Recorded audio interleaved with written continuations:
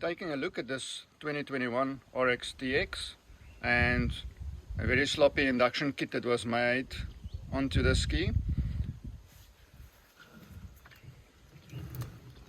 Everything was left loose, rectifiers loose.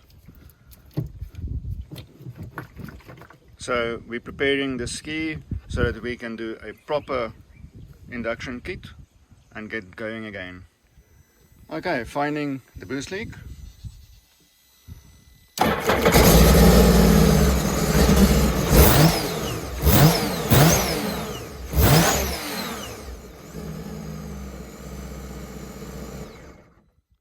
clearly you can see that the manifold's been leaking, and it's also got a telltale right there.